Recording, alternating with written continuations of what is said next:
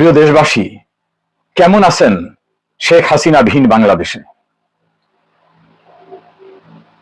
গ্রামে, শহরে, নগরে, বন্দরে, শিল্প কলকারখানায়, শপিং মলে হেন কোনো জায়গা নাই যেখানে নিরবিচ্ছিন্ন বিদ্যুৎ ছিল না। আর এখন অধিকাংশ জায়গায় দিনের 13 ঘন্টা, কোথাও কোথাও 18 ঘন্টা বিদ্যুৎহীন অবস্থা। মনে পড়ে বিএনপি ক্ষমতায় থাকা অবস্থায় কনসার্টে সেচের জন্য বিদ্যুতের দাবিতে রাস্তায় নেমে আসা মানুষদের গুলি করে হত্যা করা হয়েছিল। মনে পড়ে ঢাকায় যাত্রাবাড়ি এলাকায় একজন সংসদ সদস্য মানুষের ধাওয়া খেয়ে উঠে গেছিল। মনে পড়ে বিদ্যুতের দায়িত্বপ্রাপ্ত প্রতিমন্ত্রী ইকবাল হাসান মাহমুদকে সরিয়ে দেওয়া হয়েছিল তার ব্যর্থতার জন্য। আবার তিনি এখন বিদ্যুৎ মন্ত্রী। তো আওয়ামী লীগের দরকার নেই, বিএনপির লোকরা কি বলছে সেরকম ছোট্ট একটা ক্লিপ আমরা দেখে কথা বলি। বছর নিরবচ্ছিন্ন বিদ্যুৎ পাইছে, 15 বছর এরকম গ্যাস সংকটের মধ্যে পড়ে নেই, 15 বছর ল অ্যান্ড অর্ডার সিচুয়েশন সাধারণ মানুষের জন্য বেটার ছিল। এই দেশের মানুষ প্রতি মুহূর্তে এখন তুলনা করবে 2008 থেকে 24 কেমন ছিল আর 26শে ফেব্রুয়ারি থেকে অনওয়ার্ডস কেমন আছে। মাঝখানে 2 বছর না, মাঝখানে 2 বছর কোনো রাজনৈতিক সরকার ছিল না, তারা তো বাংলাদেশকে আরো কয়েক বছর পিছিয়ে দিয়ে গেছে। 15 বছর নিরবচ্ছিন্ন বিদ্যুৎ পাইছে, 15 বছর এরকম গ্যাস সংকটের মধ্যে পড়ে নেই, 15 বছর ল অ্যান্ড অর্ডার সিচুয়েশন সাধারণ মানুষের জন্য বেটার ছিল। ব্যারিস্টার রুমিন ফারহানা বলছেন 15 বছরে নিরবিচ্ছিন্নভাবে বিদ্যুৎ ছিল, গ্যাস ছিল, আইন শৃঙ্খলা ছিল। ইউনূস আমল দেশটাকে আরো পিছিয়ে নিয়ে গেছে। আর বর্তমানের অবস্থা বলছেন। এখন আসি বর্তমান সরকারের মন্ত্রী যিনি ইকবাল হাসান মাহমুদ টুকু, তিনি কি বলছেন এটা একটু শুনুন। আসলে আমাকে করার নাই, এখন শুধু আমাকে দিন গোনা ছাড়া আর ওই যে ইঞ্জিনিয়ারের কাজ করছে এফএসআরতে। ইকবাল হাসান মাহমুদ টুকু যিনি বর্তমানে বিদ্যুৎ জ্বালানি খনিজ সম্পদ মন্ত্রী, তিনি বলছেন আমার কিচ্ছু করার নাই, এখন শুধু দিন গুনতে হবে। কেমন আছেন শেখ হাসিনা বিহীন বাংলাদেশে? আর একটা ছোট্ট বিষয় একটু দেখাই আপনাদেরকে।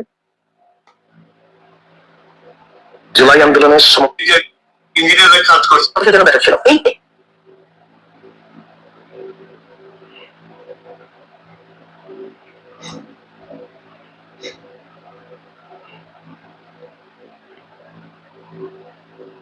গ্রামাঞ্চলে 10 থেকে 12 ঘন্টা বিদ্যুৎ থাকে না, এটাই হলো বাস্তবতা। মাননীয় স্পিকার, আপনাকে অসংখ্য ধন্যবাদ। মাননীয় স্পিকার, আমরা লোডশেডিং ই বলি আর মেরামত শেডিং ই বলি, গ্রামাঞ্চলে 10 থেকে 12 ঘন্টা বিদ্যুৎ থাকে না, এটাই হলো বাস্তবতা। আমার মাননীয় মন্ত্রীর কাছে আমার বিনীত প্রশ্ন, মাননীয় মন্ত্রী এই মহান সত্যতে দাঁড়িয়ে আমাকে কথা দিয়েছিলেন যে 1 মের মধ্যে, সেটা হলো তাকে কথা দিয়েছিল 1 মের মধ্যে কি করবেন ইত্যাদি ইত্যাদি। আমরা সেদিকে না যাই। বিদ্যুৎহীন বাংলাদেশ এবং বিদ্যুৎ উৎপাদনের সবচেয়ে ভাসমান যে প্রকল্পটি, সেই প্রকল্পটি বন্ধ হওয়ার উপক্রম। সেটা বন্ধ হয়ে গেলে গোটা দেশ অন্ধকার হয়ে যাবে।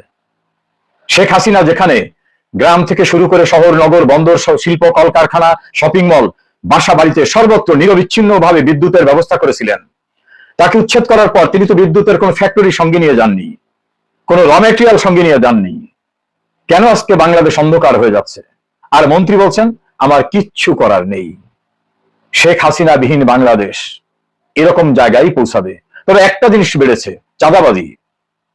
478টি মহিষের ঘাস খাওয়ানো বাবদ মাসে চাঁদা দিতে হয় 95,600 টাকা। দৈনিক যুগান্তরের সংবাদ। অবলা প্রাণী, মহিষ, গরু, ছাগল ঘাস খাবে, ঘাস খাওয়া বাবদ চাঁদা দিতে হবে। কথিত জুলাই যোদ্ধার পরিবারকে, জুলাইতে শহীদ, তাদের ভাষায় শহীদ, তার মা আর্তনাদ করে বলছে আমার ব্যবসা দখল করতে আসছে বিএনপির লোকেরা। আমি যখন বললাম আমার ছেলেও তো বিএনপি করতো, তারা বলছে তোমার ছেলে মারা গেছে, এখন এসব আমাদের। কেমন আছেন শেখ হাসিনা বিহীন বাংলাদেশে? আমাদের একজন শেখ হাসিনা ছিল, তার বিকল্প নেই। আবারও শান্তি, সমৃদ্ধি, উন্নয়ন, নিরবিচ্ছিন্ন বিদ্যুৎ, গ্যাস, আইন শৃঙ্খলা ফিরিয়ে। ব্যারিস্টার রিজাউল করিমের গুরুত্বপূর্ণ বিশ্লেষণ।